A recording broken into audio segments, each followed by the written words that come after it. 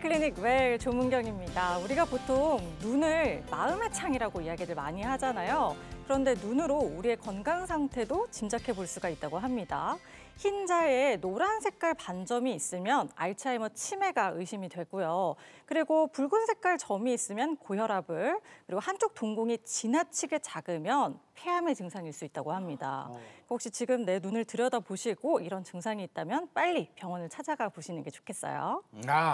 예전 우리 안경 일하면 또 눈 때문에 안경 끼고 일하면 옛날에 나도 참 공부 열심히 해서 이럴 때는 안경도 막 끼웠는데 목사님 이런 말도 했고 또 요새 또 뭐 사실 또 안경 요새는 또 콘택트 렌즈 또 한때 또 많이 끼더라고. 이 콘택트 렌즈가 이제는 잘 보이고 안 보이게 떠나서 미용으로 이렇다면 빨주노초 파란보가 다 있다면서요. 이 색깔대로 딱 끼면 빨간 거 끼면 세상이 다 빨갛게 보이고 파란 거 노랗게 보이고 이러나?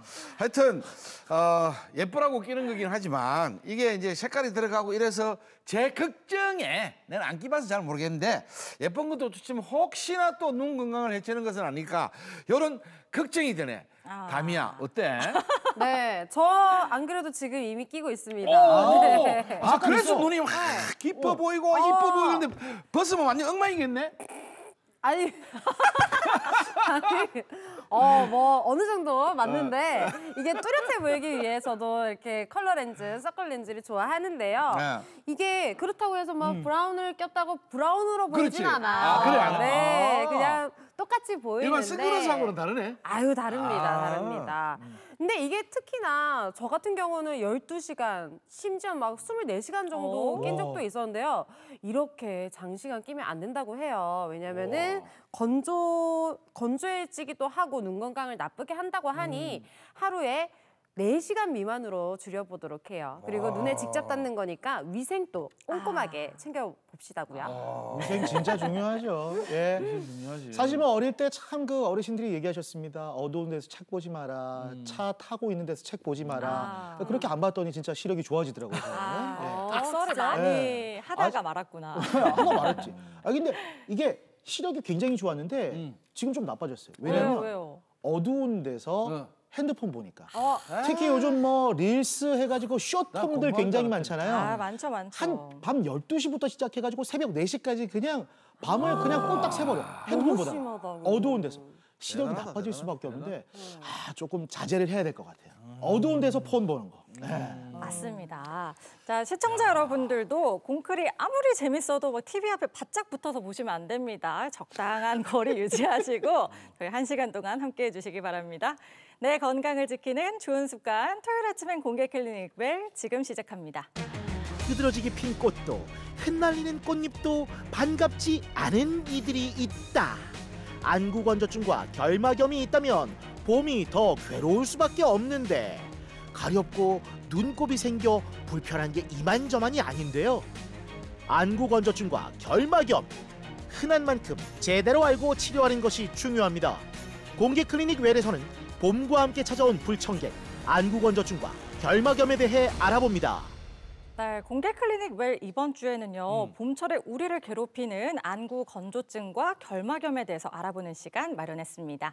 오늘 도움 말씀 주실 건강 주치의 안과 전문의 변석호 원장님 모셔볼게요. 어서 오세요. 어서 오세요.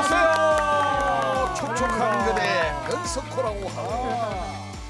눈이 불편한 환자들이 촉촉하고 맑은 눈으로 아름다운 세상을 잘 보실 수 있도록 치료해드리겠습니다. 여러분의 눈 건강을 책임지는 안과 전문의 변석호입니다. 반갑습니다. 어서 오세요. 반갑습니다. 참 이게 원장님 봄이 오면 너무 좋긴 한데 꽃가루며 미세먼지며 눈 건강엔 참 좋지 않은 시기인 것 같다는 생각이 들거든요. 이 시기에 어떤 질환으로 환자들이 제일 많이 내원을 하나요? 네, 봄 하면 우리 꽃이죠. 이제 꽃이 피면 참 예쁘고 좋긴 한데 그 꽃가루들로 인해서 눈이 아주 가렵고 비비게 되는 알레르기성 결막염이 이제 시작이 됩니다. 보통 봄철 알러지를 보면 벚꽃 피는 시간을 기준으로 해서 벚꽃이 3월 말에서 빠르면 4월 초에 피니까 한 1, 2주 전부터 알러지 환자들이 증가하기 시작합니다. 이제 그래서 벚꽃이 필 때 굉장히 좀 많이 증가를 하는데요. 거기서 끝이 나는 게 아니라 벚꽃이 지고 나서 송화가루가 또 날리는데요. 실제 봄철 알러지가 가장 심해지는 시기는 송화가루 날릴 때입니다. 그게 조금 우리 길 가다가 보면 차에도 뿌옇게 앉아 있지 않습니까? 맞아요. 그만큼 맞아요. 소화가루 우리나라에 특히 소나무가 많아서 소화가루가 많기 때문에 소화가루 때 가장 알러지가 심해지고 이제 깔아앉기 시작하고요. 또 알러지가 있는 환자분들은 대부분 건조증을 가지고 계시기 때문에 건조증과 알러지로 봄철을 굉장히 괴로워하실 수 있습니다. 눈꺼풀이라는 게 우리 이제 또 우리 뭐 방송에서 한 번씩 보면 눈 떡 뜨고 눈가 늦게 깜빡이나 이러면 대도이라고 하는데 눈싸움 맞아요. 근데 이 눈은 깜빡거리 가지고 눈꺼풀이라는 게 있어서 뭔가 하면 덮었다가 깔았다가 뭐 이런 뭐 해주는 것 같은데 왜 안구 건조증이 생기죠? 안구 건조증은 여러 가지 원인에 의해서 눈물층이 불안정해서 생기는 질환인데요. 그러니까 눈물층이 불안정해져서 눈이 건조해지고 뻑뻑해지는 질환입니다.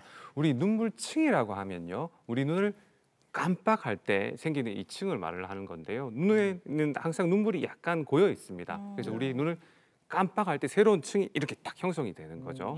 그래서 유지를 하고 있다가 보통 7, 8초 정도 지나면 그 층이 깨어지게 됩니다. 그러면 이제 우리 눈이 또 반사적으로 깜빡여지는 거죠. 예.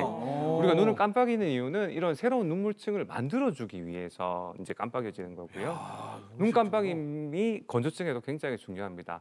이런 눈물층은 크게 세 가지로 나눌 수 있는데요. 우리 제일 안쪽부터 이제 점액층, 중간에 수성층, 가장 바깥쪽에 지방층으로 나눌 수 있습니다.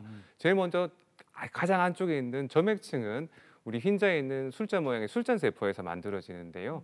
점액층은 역할은 각막에서 결막까지 눈물이 골고루 이렇게 발려질 수 있도록 하는 역할을 하고 또 중간에 수성층을 꽉 잡아주는 역할을 해줍니다.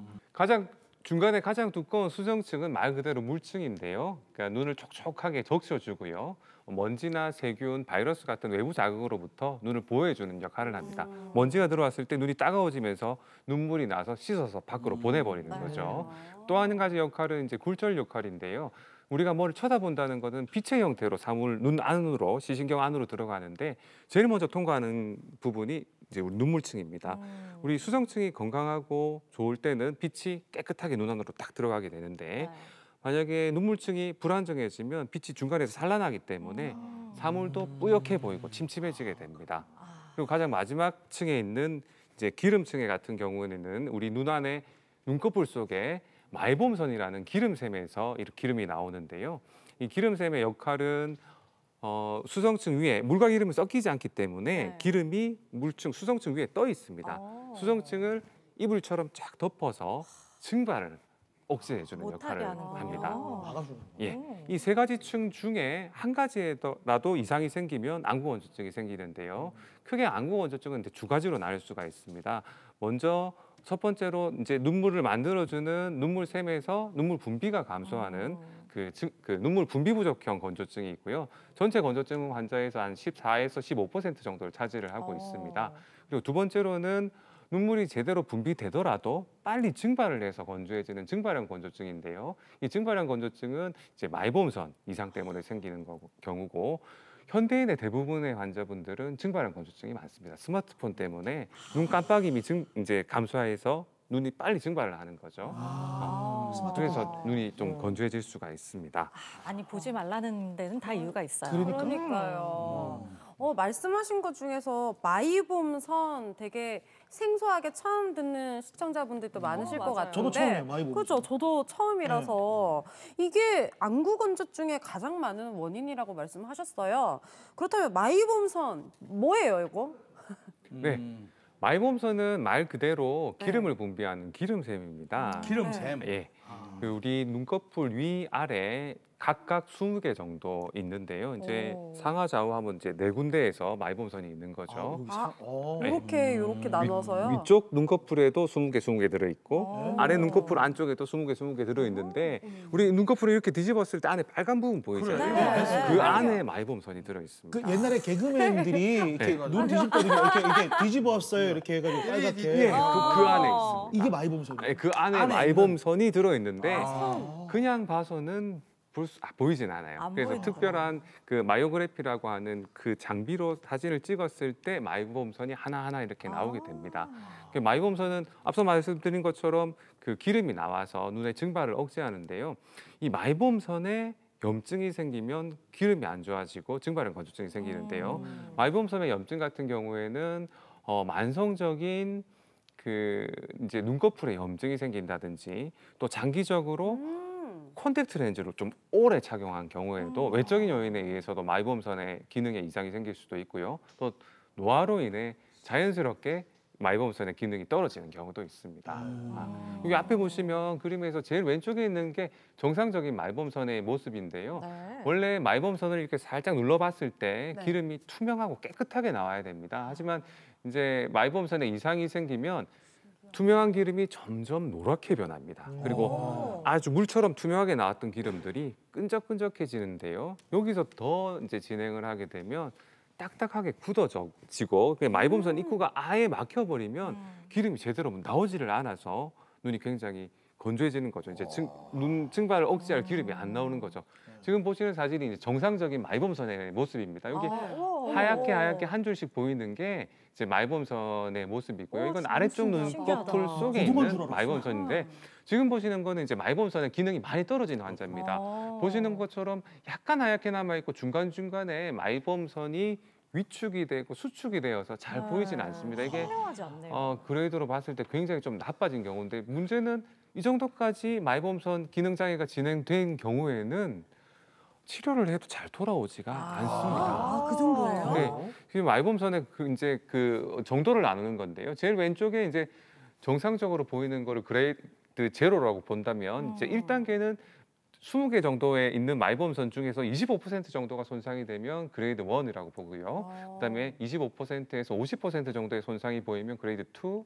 방금 보신 사진처럼 아주 완전 다 망가진 거는 그레이드 4로 봅니다. 그래서 보통 우리가 안구건조증 치료를 할 때는 이제 마이범선 이상의 그레이드 1, 2 정도 됐을 때 치료를 하면 어느 정도 다시 복구가 될 수가 있지만 그레이드 3, 4 정도 한 50% 이상 손상이 온 경우라면 치료를 해도 반응이 굉장히 늦고 잘 안 되기 때문에 건조증을 방치하기보다는 조기에 발견해서 빨리 치료를 하는 게 좋습니다. 우리 눈은 평생 써야 되기 때문에 만약에 30, 40대 저 마이범선 장애가 생겼는데 방치했을 때는 60, 70대는 계속 인공눈물을 달고 평생을 사셔야 됩니다. 근데 이게 참 오늘 시청하시는 우리 시청자 여러분들께서도 봄 되고 내가 혹시 안구건조증인가 의심하시는 분들이 또 굉장히 많으실 건데 뭐 뻑뻑하다 이런 거 말고도 또 어떤 증상들이 있는지 한번 좀 나열을 해주세요. 예, 안구건조증의 대표적인 증상은 말씀하신 대로 눈이 뻑뻑하고 건조하다입니다. 근데 건조증이 심해져서 검은 동자에 상처가 생기는 경우도 있어요. 굉장히 심해지면 그러면 시력도 떨어집니다. 이제 뿌옇게 보이는 거죠. 막이 하나 낀 것처럼 뿌옇게 보이고 또 뭐 건조증이 아주 심하신 분들은 두통을 호소하시기도 하고요. 그리고 모래가 들어간 것 같은 까칠까칠한 이물감 들어오고 너무 건조해지면 충혈도 심해집니다. 이게 만성 충혈에 시달리게 되는 거죠. 그래서 충혈이 항상 있으신 분들을 보면 건조증을 대부분 가지고 계십니다. 아, 그래요? 이게 그 심하게 음주하고 한 다음 날 약간 눈이 좀 아프더라고요. 그것도 어떻게 보면 뭐 알코올이 뭐 수분을 가져간다 그런 게 있을 수 있습니까? 눈꺼풀 염증이 있으신 분들은 음주 후에 다래끼 생기는 경우가 많습니다. 그러니까 다래끼가 마이범선 안에 생기거든요. 그래서 이제 그 눈꺼풀 속에 이제 눈꺼풀 태에 보면 동글동글한 그 구멍들이 마이범 기름이 나오는 입구인데요. 그러니까 피곤하거나 더러운 손으로 눈을 비볐을 때 세균이 그 마이범선 입구로 싹 들어가서 안에 고름집을 만드는 것을 이제 우리 다래끼라고 하죠. 그래서 약간 이게 눈꺼풀 염증도 있고 피곤하고 조금 통증이 있는데 음주를 하시면 그 다음날 이렇게 부어졌습니다. 그래서 조금이라도 다래끼가 있을 때 음주하시면 제 경험상 99%는 째야 됩니다. 고름이 생기거든요. 연관이 있네요. 그렇구나. 제가 두 가지만 물어볼게요. 옛날에 그 다래끼 난 사람들은 딱 빼가지고 도로에 딱 얹으라고 다음날 딱 차면 옮긴다는데 눈썹. 거짓말이네. 네, 다래끼는 세균상 그 질환이기 때문에 전염성은 아, 아닙니다. 저희 어머니도 그런 말씀하셨거든요. 자, 안구 건조증 어떻게 치료하는지 많이들 궁금하실 텐데요. 이번에는 안구 건조증으로 고생하고 계신 분을 저희가 만나서 어떻게 치료하는지 동행해봤거든요. 화면 함께 보시죠.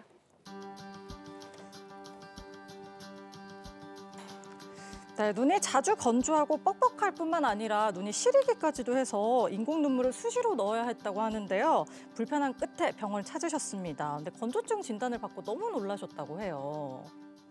병원에 내원한 지가 한 3개월 정도 된 것 같아요. 그러니까 눈물이 너무 많이 나니까 좀 사람들 쳐다보기가 정말 얼굴 마주 보기가 조금 민망스럽죠. 바람이 많이 불거나 아니면 이렇게 사람이 많이 보여 있고 이렇게 영화관이 이렇게 밀폐된 장소나 식당이나 이런 데가 좀 많이 불편했어요. 좀 신기하더라고요. 저도 안구 건조증이 눈물이 마르는 건 줄 알았는데 밖으로 흐르더라고요. 그래서 저도 이런 경험이 처음이었었어요. 아, 눈물이 줄줄 흐르는데 안구 건조증이라니. 안구 건조증. 야, 듣는데도 이해가 안 되네. 한 번씩 깜빡해 주시면 되세요. 네. 깜빡. 깜빡. 깜빡. 이번에는 눈 깜빡깜빡 2번 하신 다음에 7초 정도 눈 크게 뜨고 버티실 거예요. 자, 이제 그대로 뜨고 계세요. 이제 눈꺼풀 한번 뒤집어 보겠습니다. 깜빡깜빡 하시고. 마이보험서. 검사 결과 이 환자는 양쪽 눈 모두 마이범성 기능장애가 심한 증발형 건조증이었습니다. 건조증으로 인한 염증 검사도 진행하였는데요. 염증성 건조증도 같이 있어서 항염증 치료도 같이 진행하였습니다. 오늘 검사 결과 보시면 이전보다는 눈물 분비도 조금 더 증가됐고요. 또 증발 수치도 많이 좀 좋아졌는데 제일 처음에 오셨을 때 저희가 그 염증 수치를 이제 염증성 건조증을 확인하기 위해서 염증 검사했을 때 굉장히 강하게 염증이 많다고 이렇게 한 줄 떴는데 오늘 검사에서는 깨끗합니다. 그래서 눈에 염증이 많이 좋아지셨어요. 제가 더모덱스 검사를 했었는데요. 더모덱스라는 게 이제 피부에 생기는 뭐 기생충 비슷한 그런 생물인데요. 보통 눈꺼풀에 이제 우리 속눈썹에 더모덱스가 있으면 안검염이 생겨서 염증이 생겨서 눈이 좀 찝찝해지거든요. 여기 앞에 검사 결과 보시면 벌레 같은 2마리가 보이시죠? 여기 이제 더모덱스라는 건데요. 모낭충이라고 하거든요. 이게 이제 원래 우리 모근의 뿌리 쪽에 기생하면서 영양을 먹고 사는데 이게 있으면 염증이 생기거든요. 지금 받고 계시는 IPL 레이저가 이 더모덱스도 없애는 거기 때문에 꾸준히 받으시면 결국 이것도 없어질 거고 이제 눈을 한 번 더 볼까요? 지난번보다 좀 더 깨끗해졌는지 확인하겠습니다. 눈 안에 벌레가 산다는 얘기는 저 처음 들어봤거든요. 환자분도 너무 놀라 보이십니다. 눈꺼풀 부분도 많이 좀 깨끗해지셨고요. 마지막 8회 레이저를 하고 나서 다시 검사를 해서 더모덱스가 깨끗하게 없어졌는지를 확인하도록 하겠습니다. 이제 레이저 치료하러 가시죠. 이제 그 레이저로 안구 건조증도 치료하고 이제 모낭충도 제거를 하고. 눈 안에 500원짜리 동전이 났는데? 그 눈을 보호할 거예요. 뭐예요? 그게 뭐야? 괜찮으세요? 피부과에서도 이 레이저 치료할 때 보면은 눈 보호하기 위해서 까만 색깔 장비 같은 거 눈에 씌우거든요. 네, 안과에서는 눈 주변에 레이저를 쏘니까 눈꺼풀 안에다가 보호 장비를 넣는 것 같아요. 와. 아프세요? 하나, 둘.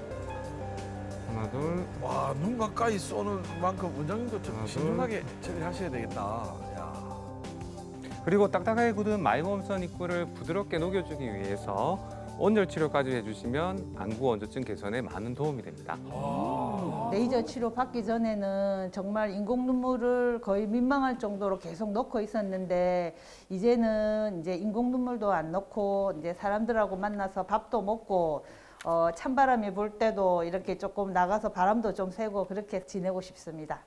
꾸준히 치료를 받는 게 가장 중요합니다. 꾸준히 치료받다 보면 눈이 좀 더 편안해지고 예전에는 하루에 뭐 10번 정도 인공눈물을 쓰셨다고 하면 많이 좋아지면 하루에 2~3번만 써도 충분히 편할 정도로 건조증은 치료할 수 있는 질환입니다. 우리 눈은 굉장히 예민한 감각기관입니다. 눈이 조금 많이 뻑뻑해지고 침침해지신다든지 이상이 생긴다면 즉시 가까운 안과에서 치료를 받으시는 것이 좋습니다. 우리 고쌤 조만간 가실 것 같은데요. 나도 문제지만 그러면 예를 들어서 우리 딸 같은 경우는요. 바람이 좀 불다든지 뭐 이러면 그냥 혼자서 그냥 아무 데서 눈물을 줄줄 흘리고 있어. 그래서 내가 야, 너가 아버지가 니한테 뭘 그리 잘못했다고 오는 거야 하면 그냥 줄줄줄 흘려요. 이것도 바람만 스쳐도 뭐 통풍은 바람만 스쳐도 아프다는데 이런 경우도 안구 건조증일 수 있습니까? 예, 눈물층이 불안정해져서 그렇겠죠. 그러니까 우리 눈을 아까 깜빡했을 때 눈물층이 형성되는데요. 눈물층이 좀 불안정하신 분들은 눈물층이 눈을 떴을 때 깨졌는데 바람이 쫙 들어가면 보호할 게 없잖아요. 그러면 자극을 받으니까 눈 입장에서는 눈이 자극을 받았다 하기 때문에 이제 우리 주 눈물샘에서 억지 눈물을 이제 보호하기 위한 이제 눈물을 분비를 하게 됩니다. 그러니까 왈칵 쏟아지거든요. 근데 이제 건강한 눈물은 아니에요. 반사적인 눈물이에요. 이야, 이거 우리 딸 손잡고 병원 한번 가야 그래서 되겠네. 그 겨울철에 어르신들 많이 오세요. 바람만 불면 눈물이 나요. 그래서 근데 그때 그 단순히 건조증이라고만은 할 수는 없습니다. 어르신들 같은 경우는 콧눈물관이 막혀 있어서 실제로 눈물이 못 내려가서 눈물 나는 경우도 있기 때문에 그런 경우는 이제 가장 저희가 이제 질문으로 여쭤보는 게 집에서도 바람이 없는데도 눈물이 나세요? 물어봅니다. 그러니까 막힌 경우에는 24시간 계속 나요. 이거 못 내려가니까 눈물은 만들어지는데 못 내려가니까 밖으로 흘러내려 버리기 때문에 바람과 상관없이 나는 거고 건조증으로 인한 눈물은 집에 계실 때는 바람 없잖아요. 그러니까 안 나는데 밖에 나갔을 때 외출하셨을 때 바람 많이 불 때 많이 나게 됩니다. 근데 저도 한번 뭐 해가지고 가니까 이렇게 짜있는 눈물 약을 주던데 흔히 사용한 병원에서 이렇게 주는 치료약 말고 또 어떤 약들로 또 처방해 줄 수 있나요, 그러면? 예, 안구건조증 치료 약은 좀 이제 인공 눈물과 그리고 치료제 그리고 연고 이렇게 세 가지로 나눌 수 있는데요. 먼저 인공 눈물은 여러분들 다들 잘 아시는 인공 눈물입니다. 근데 인공 눈물은 한 가지 종류만 있는 게 아니라 여러 가지 종류가 있는데요. 실제로 환자들 치료해 보면 환자들 눈에 맞는 인공 눈물이 따로따로 다 있습니다. 대표적인 인공 눈물은 카르복실 메틸셀룰로스라는 인공 눈물이 있는데요. 그 이제 일반적으로 약국에서도 구입할 수 있는 건데 이제 의료보험도 되기 때문에 병원에서 처방받을 수도 있고 약국에서도 살 수 있는 약입니다. 이제 이거는 굉장히 라이트한 약이에요. 가벼운 약이기 때문에 너무 이제 청량감이 있어요. 시원하고 하지만 좀 오래 지속은 안 됩니다. 그러니까 눈물층을 아주 많이 보호해 주지는 못하고 이제 말 그대로 임시적인 눈물을 보충하는 역할을 하는 거고요. 그리고 이제 뭐 보험 문제로 잘 아시는 전 국민이 관심을 많이 가졌던 히알루론산 계통의 인공 눈물. 예. 히알루론산은 그 농도에 따라서 0.1, 0.15, 0.18, 0.3 네 가지 종류가 있는데요. 농도가 낮으면 저망감이 좋습니다. 좀 가볍기 때문에 저망감이 좋고 농도가 높아지면 높아질수록 약간 연고를 넣은 것처럼 끈적끈적한 게 그런 느낌이 드는데요. 농도가 높아지면 눈물층이 굉장히 코팅 역할을 해줍니다. 오래 갑니다. 이제 0.1%를 넣었을 때 한 15분, 20분을 버텨준다면 0.3%를 넣으면 1시간 정도 눈이 좀 편하게 오래 갈 수 있습니다. 그래서 눈물 분비가 부족한 환자들은 저는 좀 고농도를 쓰게 됩니다. 고농도를 쓰게 되고 일반적으로 약간 건조해서 오시는 분들은 뭐 0.15%만으로 해도 충분할 거라고 생각합니다. 앞서서 뭐 안약 아니면은 뭐 연고를 눈에 넣을 수가 있다 이런 말씀하셨는데 앞전 영상에서는 500원짜리 두 개를 넣고 여기 레이저를 쏘더라고요. 저는 개인적으로 굉장히 충격적인 영상이었는데 이 눈에 레이저 쏘는 거 괜찮은 거예요? 네. 그 IPL 레이저는 대표적으로 이제 증발형 건조증에 이제 마이보험선 장애 치료를 위해서 사용하고 있는 장비인데요. 우리 피부과에서 사용하는 그 IPL 맞습니다. 그 장비도 안과용은 그 팁이 조금 다를 뿐이지 기계는 똑같습니다. 앞쪽에 생긴 게 다른 거예요? 이제 피부과용은 팁이 이만큼 커요. 넓어요. 이렇게 해야 되니까. 근데 우리는 눈꺼풀을 해야 되기 때문에 팁이 굉장히 작습니다. 치료 원리는 레이저를 IPL을 이렇게 하게 되면 그 빛의 형태가 된 레이저가 우리 눈 속에 있는 혈관에 있는 옥시헤모글로빈이라는 곳이 있는데 거기에 흡수가 돼서 열 에너지로 변환이 됩니다. 그래서 빛을 쐈는데 그 안에서 열 에너지로 변화하면서 눈 안에 온도가 올라가는 거죠. 아까 말씀드렸듯이 그 마이보험선 기능 장애가 아주 심해지면 그 기름이 딱딱하게 돌처럼 굳어버리기 때문에 인구가 막혀버립니다. IPL 레이저를 하게 되면 그 열 에너지가 온도가 올라가면서 그 막혀 있는 입구를 녹일 수가 있습니다. 또한 두 번째로는 그 이 마이보험선 기능 장애가 생기면요 비정상적인 혈관이 생기는데 이 그림 보시면 A 그림이 이제 정상적인 눈꺼풀이라고 하면 B, C로 가면서 혈관들 들어오는 거 보이시죠? 혈관들이 들어오는데 저 비정상적인 혈관에서 염증 물질들이 분비가 됩니다. 들어오면 들어올수록 마이보험선 염증은 심해지고 악화되기 때문에 그 IPL 레이저를 하게 되면 이 비정상적인 혈관들을 없앨 수도 있습니다. 그리고 아까 그 보셨던 더모덱스, 그 모낭충이라고 하죠. 모낭충 또한 IPL 레이저의 열로 인해서 이제 그 제거를 할 수 있기 때문에 여러모로 그 이제 IPL 레이저는 마이범선 기능 장애에 특화된 치료라고 할 수 있고요. 눈물 분비 부족형 환자들이 IPL 레이저를 문의하신다면 저는 필요 없다고 말씀드립니다. 이거는 아예 원리가 다르기 때문에 일단 앞서서 그 눈물점을 폐쇄한다라고 했는데 눈물점이 여기 눈 밑에 있는 앞에 그쵸. 보이는 거. 이거를 근데 막으면 들어가는 눈물이 안 나오면서 막히면서 그렇게 막 이렇게 안구 건조가 더 심해질 것 같은데 이거 폐쇄해도 되는 겁니까? 예. 눈물점 폐쇄, 누점 폐쇄라고 하는데요. 우리 눈에는 위, 아래 조그만 눈물이 내려가는 점이 있습니다. 이걸 이제 누점이라고 하는데요. 눈을 깜빡할 때 다치면서 펌프 역할을 하면서 눈물이 밑으로 쏙 내려가 버립니다. 우리 눈물 콧물 다 난다 그랬을 때 우리 눈물을 흘리면 항상 코를 풀잖아요. 맞아요. 그러니까 과도한 눈물이 코로 내려가서 그렇습니다. 그게는 눈물이 아니고 콧물이 아니고 눈물이죠. 그렇지. 네. 그러니까 항상 일정하게 눈을 깜빡했을 때 눈으로 이렇게 쑥쑥 내려가는데요. 눈물 부족한 환자는 여기 보시는 이 눈물샘에서 눈물 잘 못 만들어내요. 그래서 안 그래도 눈물이 부족한데 깜빡이면서 눈물까지 내려가 버리면 더 사용할 눈물이 없어집니다. 그래서 한시적으로 이 눈물점을 막아보는 겁니다. 그래서 이제 바로 막는 건 아니고요. 처음에는 콜라겐 재질로 된 그런 플러그가 있습니다. 그걸로 아래쪽을 먼저 막아봅니다. 아래쪽을 막아보고 한 3개월 정도 지켜볼 수 있는데요. 이게 콜라겐 플러그는 3개월 지나면 녹아서 자연스럽게 없어지기 때문에 이 콜라겐 플러그를 넣었을 때 효과가 있으시면 이제 실리콘 재질, 이거는 녹지는 않습니다. 반영구적이기 때문에 실리콘 재질로 된 그 플러그를 이렇게 막는데요. 너무 건조증이 심한 경우에는 위, 아래 다 막는 경우도 있습니다. 근데 다 막았을 때 오히려 눈물이 안 나와서 눈물이 막 흘리는 분들도 있어요. 그런 분들은 동시에 막으면 안 돼요. 한쪽 막아보고 그런 결정을 해야 되고요. 양쪽 다 막았는데 조금 나아졌는데도 너무 건조할 경우에는 아예 누점을 전기 소작기 가지고 이렇게 찢어서 영구 폐쇄를 시키는 경우도 있습니다. 눈물 분비 부족이 너무 심한 분들은 치료 방법입니다. 저게 콜라겐 플러그입니다. 3개월이고요. 저 조그만 구멍 이 눈물점이고요. 저 안에 들어갔다. 막는 거네요. 네, 저게 막아진 겁니다. 너무 저게 신기하다. 누점 폐쇄. 네, 누점 폐쇄. 누점 폐쇄. 이게 일시적 진짜. 이제 누점 폐쇄죠. 저기에서 효과가 있으면 이제 영구적 폐쇄로 갈 수도 있습니다. 그러니까 여러 가지 방법을 다 사용을 해봅니다. 와, 저렇게 막을 줄 몰랐어요. 몰랐네. 좋습니다. 좋아요. 자, 이번에는 우리가 안구 건조증과 결막염에 대해서 잘못 알고 있는 상식을 바로잡아 볼게요. 팩트체크 시간입니다. 첫 번째 팩트체크입니다. 인공 눈물 약을 너무 자주 쓰면 눈물 분비가 줄어들어서 더 건조해질 수 있다. 좋아. 하나. 언제 얘기했어요? 잘 들어. 둘. 셋. 줄어들어 더 건조.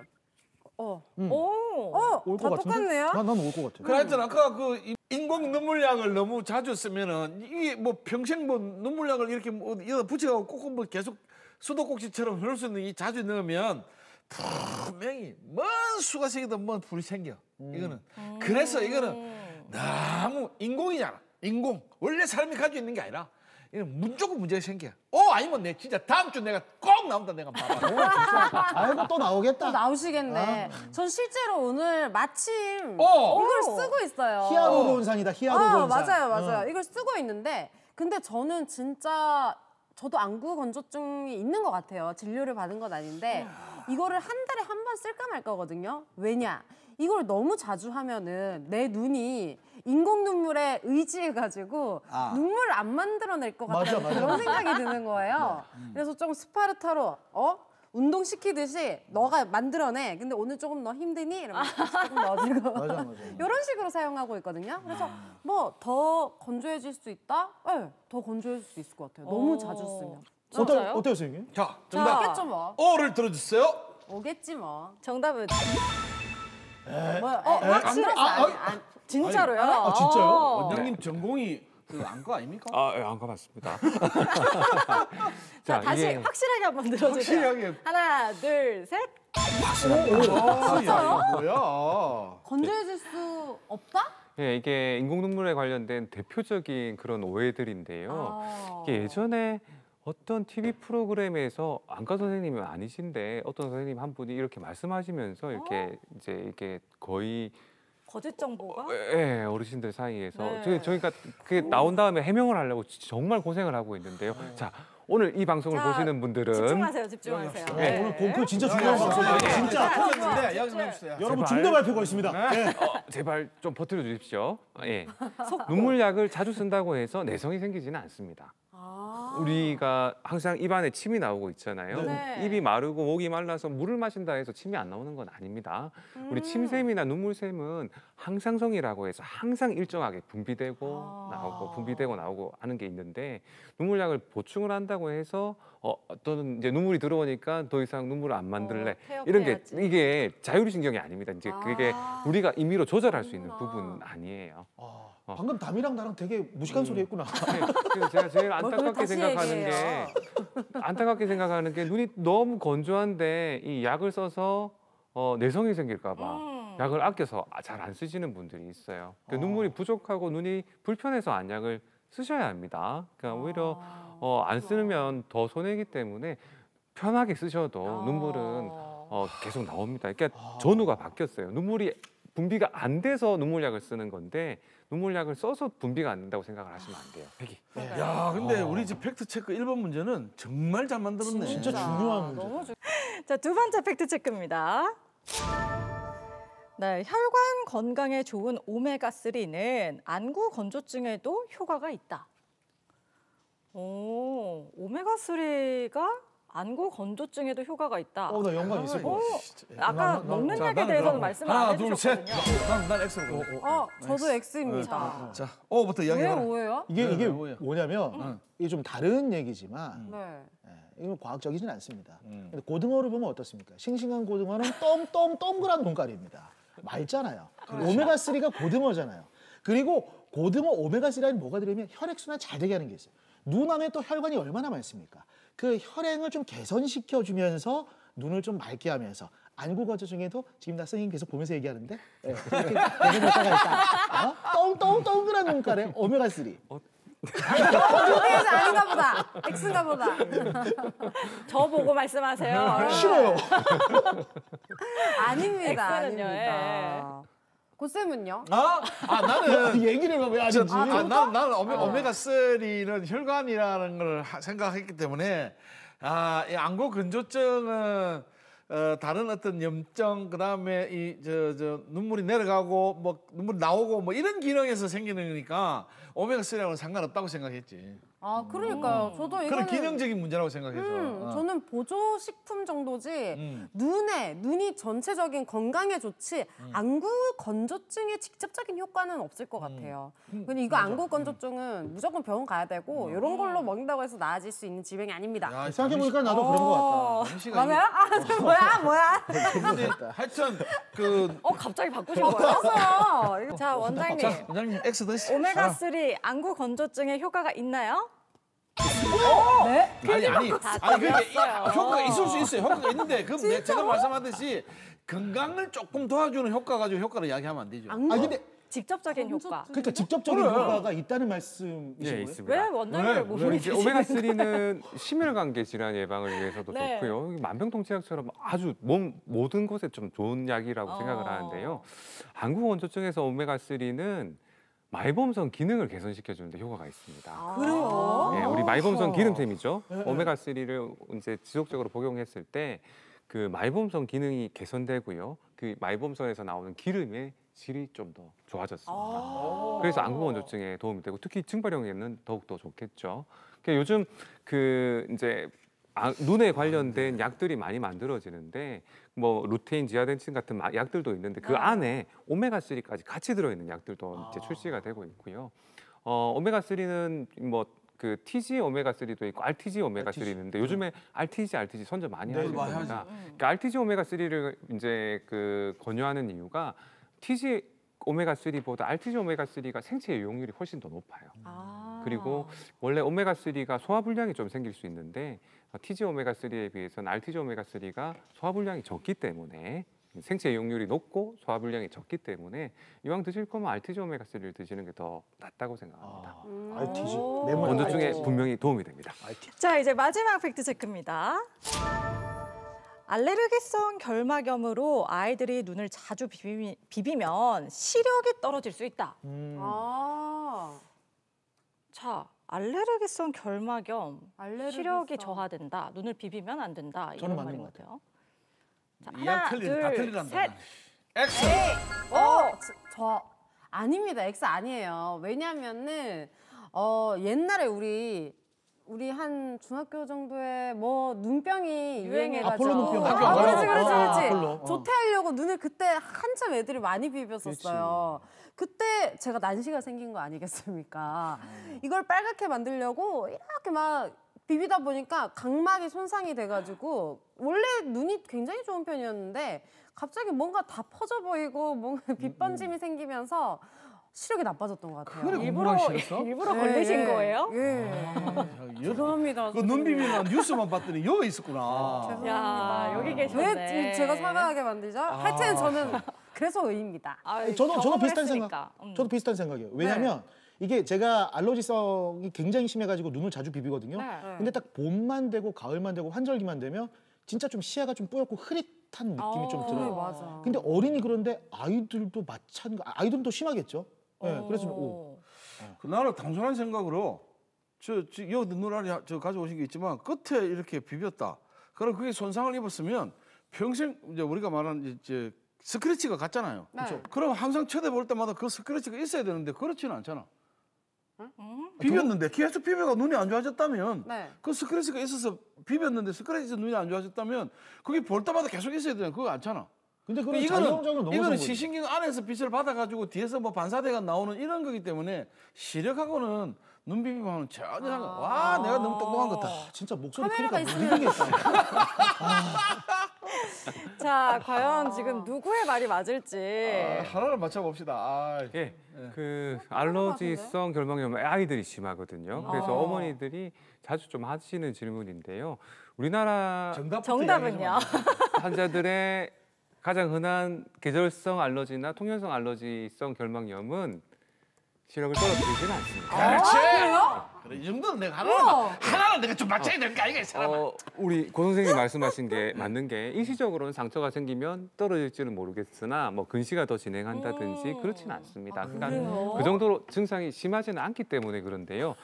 예외적인 경우는 항상 있기 때문에 예외적으로 봄철 각결막염이라고 있는데요. 이런 경우는 굉장히 좀 시력이 떨어뜨릴 수 있는 경우가 있습니다. 그런 경우도 있습니다. 예외적으로. 그럼 다미 씨 같은 경우에는 이렇게 그래, 막 이건 일부러 뭐 눈병에 비비가 걸려. 그랬다. 아폴로 눈병 일부러 걸려가지고 뭐 이런 거. 그러면 시력이 저하되기도 하나요? 그게 아폴로 눈병은 시력 저하는 심하지는 않고요. 유행성 각결막염 같은 경우는 그게 회복되는 과정에서 검은 동자에 흉터가 생겨요.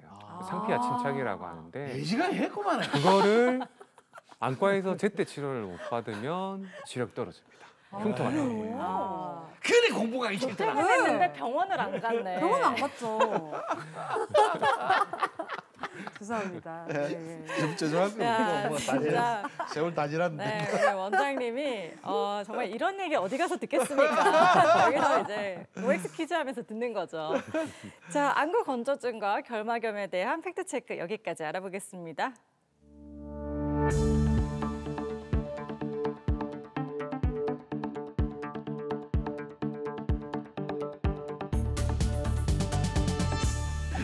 자, 봄이 되면 꽃먼지 같은 것 때문에 눈이 감지럽다고 하시는 분들이 너무나 많은데 이게 이제 결막염입니까? 그렇다면 결막염이면 정확하게 어떤 결막염이라고 할 수 있나요? 예, 그 말씀하신 대로 결막염 맞습니다. 이제 알레르기성 결막염이죠. 엄밀하게 말하면.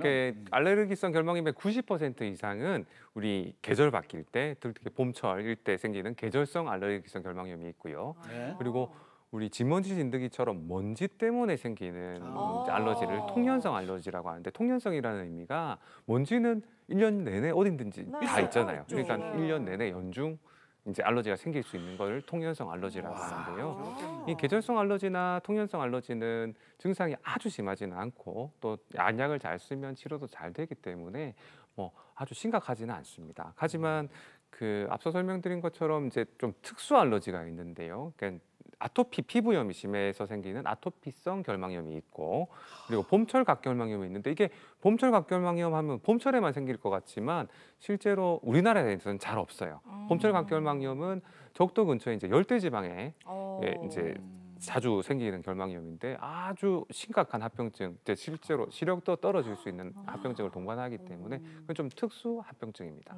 그리고 특수한 알레르기성 결막염입니다. 결막염이 생기면은 눈이 너무 가려워가서 계속 비비게 되더라고요. 그러면 또 충혈도 생기게 되는데 또 다른 증상이 있나요? 네, 눈이 가려워서 비비게 되면 눈 안에 있는 이제 알레르기를 유발하는 세포가 터지면서 각종 염증 물질들이 눈 안에 분비가 됩니다. 우리 이제 흰자 쪽에서 분비가 되면 흰자에 물이 차게 되거든요. 네. 우리 이게 일종의 알러지 반응도 이제 히스타민에 의해서 생기는데, 우리 모기 물렸을 때 네네. 붓잖아요. 예. 그것도 모기 침에 있는 히스타민 성분 때문에 이제 붓게 되는데, 눈을 비비게 되면 그 이제 염증 물질들, 특히 히스타민 같은 염증 물질들이 증가되면 물이 모이게 돼요. 그래서 흰자인 결막이 볼록볼록하게 붓게 되는 결막 부종이 생길 수도 있고요. 그리고 눈꺼풀이 심하면 통통 부어오르게 됩니다. 눈꺼풀도 붓게 될 수 있고, 그리고 흰자하고 검은 동자 경계 부위를 윤부라고 하는데요. 여기 앞에 사진 보시면 테두리가 빨갛게 되어 있죠. 그러네요. 이 윤부 부종인데, 윤부 부종이 있는 경우는 정말 심한 알러지입니다. 이때는 치료가 조금 달라질 수도 있고요. 좀 이제 대표적으로 아래쪽에 이렇게 빨갛게 되어 있는 결막 충혈과 부종이 있고요. 그리고 아까 제가 말씀드린 것처럼 흰자가 풍선처럼 부풀어 오릅니다. 이게 이렇게 되면 이제 엄마들이 놀라서 아기를 안고 뛰어오십니다. 그러니까 아기가 눈을 비볐는데 눈이 이렇게 부었어요 하고 오시는데, 이렇게 붓게 되면 집에서 만약에 병원을 가실 수 없는데 붓게 되면 이제 너무 놀라지 마시고 집에 있는 얼음을 꺼내서 응급치료로 냉찜질을 해주십시오. 차게 하면 이런 알러지가 세포들이 좀 안정화되면서 부종은 가라앉을 수 있고, 좀 냉찜질하면서 집 근처에 있는 가까운 안과를 방문하셔서 또 치료를 받으시면 되겠습니다. 아 근데 이게 꽃먼지 이외에도 지금 봄이잖아요.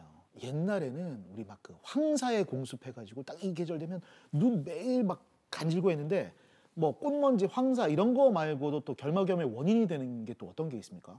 네. 요즘 반려동물 많이 키우지 않습니까? 네. 동물 털에 대한 그런 알러지 반응도 굉장히 심합니다. 뭐 고양이도 있고 개도 있는데요.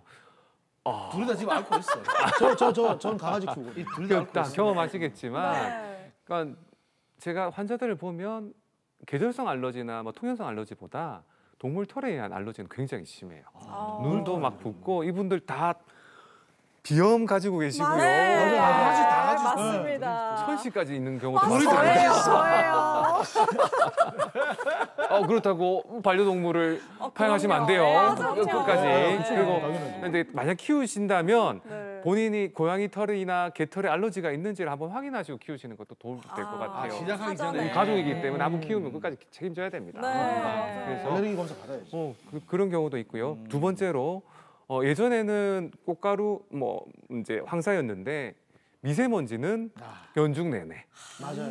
네, 연중 내내 있기 때문에 미세먼지가 굉장히 안 좋은 날 있죠. 우리 그 미세먼지 그 어플 그쵸. 보시면 최악돼 있는 날, 그런 날 나가면 안 됩니다. 이제. 나가면 안 돼요? 네, 그 원래 그 최악되면 밑에 외출을 삼가 주세요 이렇게 적혀 있는데, 그만큼 미세먼지 농도가 높을 때는 호흡기뿐만이 아니라 눈은 노출되어 있어요. 마스크는 막을 수나 있지 눈은 막을 수 없어요. 물안경을 쓰고 다닐 수는 없지 않습니까?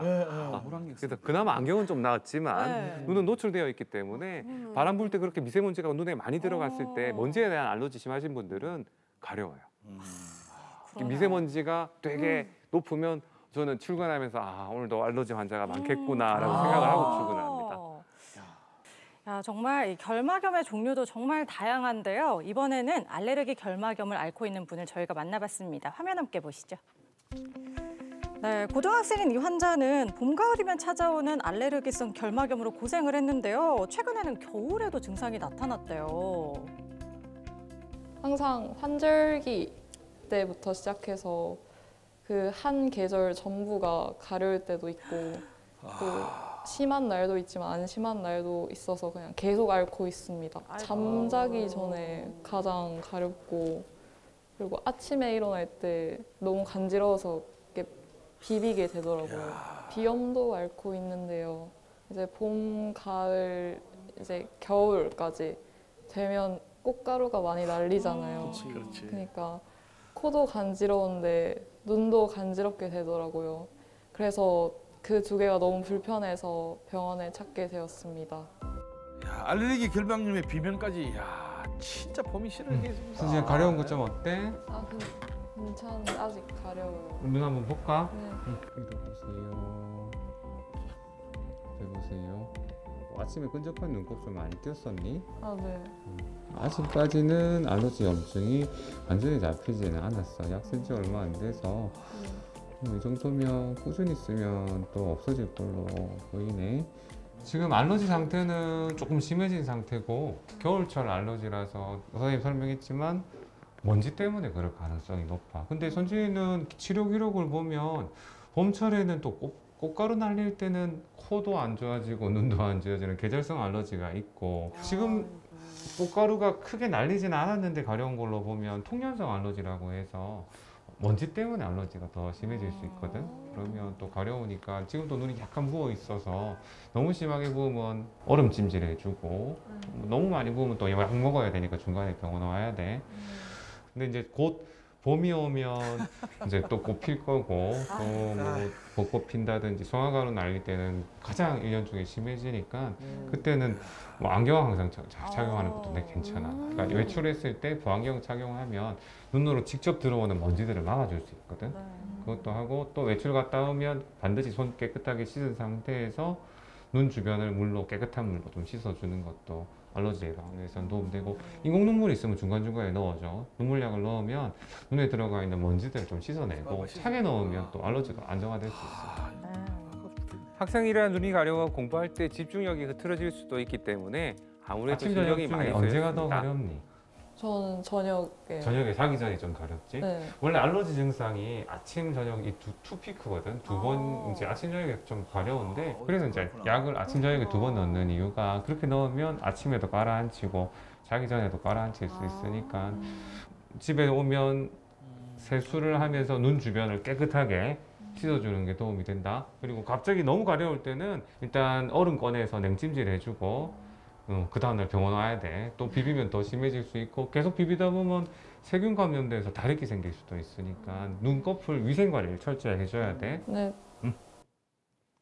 눈을 비비면 더 심해져서 눈에 손을 많이 안 갖다 대려고 하고 있고 그리고 안약도 주기적으로 넣고 인공 눈물도 계속 추가적으로 넣으려고 하고 있어요. 앞으로도 잘 위생 관리해서 잘 치료해 보도록 하겠습니다. 저는 안과 의사로서 뭐 예를 들어서 백내장 수술을 하고 환자분들이 잘 보이신다든지 그리고 이제 건조증이 굉장히 심해서 눈을 감으면서 들어오셨던 환자분들이 제 치료를 통해서 이 세상을 아주 깨끗하게 잘 보시고 또 편안하게 보실 수 있게 만들 줄 수 있는 그런 의사가 되고 싶습니다. 자, 우리가 또 결막염 하면 말이죠. 뭐 안약 대충 이렇게 참 넣고 이래서면 막 심각하지 않으면 막 그냥 지낸다 이런 생각하고 많은데 혹시 방치하다가 제대로 치료를 하지 않으면 더 큰 문제가 생길 수 있겠지요? 네. 안 생겼으면 좋겠지만. 결막염은 굉장히 광범위한 이제 넓은 의미인데요. 네. 그 전염성 눈병 중에서 유행성 각혈막염을 안과 방문 안 하고 이제 시간 지나면 또 좋아하는지는데 치료 안 받으셨을 때 각막에 혼탁이 생겨서 영구적인 시력 장애가 생길 수 있기 때문에 눈병은 꼭 안과에서 치료를 받으셔야 됩니다.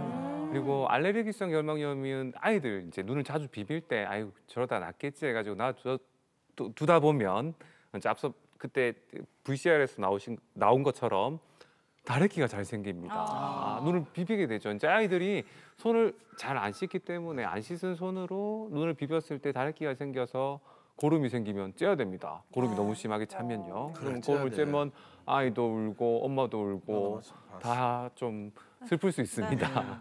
그래서 다래끼 알러지가 있다면 꼭 안과를 방문하셔서 제때제때 치료를 받으시는 게 좋습니다. 알겠습니다. 맞습니다. 네, 그렇다면 안구 건조증과 결막염을 예방하고 눈 건강을 지킬 수 있는 방법이 있다면 좀 설명 좀 해주세요. 안구 건조증, 눈 피로, 그리고 수면 장애, 조기 노안, 아이들의 근시 진행. 이 5가지를 일으키는 공통점이 뭘까요? 스마트폰. 정답. 와우. 영우 씨 역시. 스마트폰. 예, 스마트폰입니다. 그러니까 스마트폰이 개발된 이후로 안과 환자들이 엄청 늘었어요. 아이고. 그러니까 요즘 저희 때는 어릴 때 그냥 뛰어놀았는데 요즘 네. 애들은 집에서 태어나자마자 기어다니고 이제 조금 할 때마다 맞아요. 보잖아요. 또 네. 부모님들은 식사하실 때 좀 조용하게 편하게 먹어야 돼요. 조용하게 그러니까 하나 딱 주어지면 편하게 보기 조용하게. 때문에 스마트폰은 굉장히 노출되어 있어서 눈이 항상 피로합니다. 안 그래도 피로한데 더 피로해졌어요. 그래서 가장 필요한 현대인들한테 눈 피로를 줄여주고 눈 건강을 지키는 가장 큰 방법은 스마트폰 사용을 줄이는 겁니다. 아침에 일어나서부터 스마트를 보고 출근할 때 보고 일할 때는 컴퓨터 보시고 점심 때 또 식사하시면서 심심하니까 보시고 스마트폰 안 보실 때가 없을 거예요. 또 스마트폰 어플 보면 하루에 몇 시간 스마트폰을 봤는지 맞아요. 그게 나오는데 네. 보시면 깜짝깜짝 놀라실 너무 거예요. 놀라요. 네. 그리고 잠들기 질리네. 전에도 스마트폰을 보면서 잠듭니다. 많이 보내. 그리고 그 있죠. 많이 보는 거, 짧게 보는 거. 네. 그 지옥이라고 하잖아요. 그 빠지면. 한번 빠지면 멈출 수가 없어요. 저도 한 번씩 보면 시간 진짜 잘 갑니다. 근데 눈은 굉장히 피로해집니다. 그래서 스마트폰 사용을 평소보다 1시간만 줄여주십시오. 눈이 그만큼 더 건강해질 수 있습니다. 자, 이번에는요. 공개 클리닉 웰이 준비한 퀴즈로 건강도 챙기고 상품도 챙겨보는 시간 준비가 되어 있는데요. 카카오톡 플러스 채널에서 공개 클리닉 웰을 검색하신 후에 채팅창에 정답 보내주시면 되는데요. 저희가 추첨을 통해서 선물 보내드리도록 하겠습니다. 다미 씨 퀴즈 주시죠. 네, 이것은 눈물 분비가 부족하거나 눈물이 빨리 증발해 건조해지는 질환으로 주로 눈이 뻑뻑하고 시린 증상을 나타내는 이 질환은 무엇일까요? 보기 드리겠습니다. 1번 아폴로 눈병, 2번 다래끼, 3번 안구 건조증, 4번 결막염. 자, 눈 건강을 위해서 스마트폰 사용을 줄여보자라고 이야기를 드렸는데요. 주말만이라도 우리 가족들과 이렇게 눈 마주치면서 서로 뭐 안부 물어보고 뭐 주말에 또 못한 이야기들 나누기 참 좋잖아요. 이렇게 또 눈 건강을 지켜보면 어떨까 싶습니다. 다음 주 이 시간에는요. 저희 지방간에 대해서 이야기 나눠볼 테니까요. 다음 주도 함께해 주시길 바라면서 저희는 여기서 인사드릴게요. 함께해 주신 여러분 감사합니다.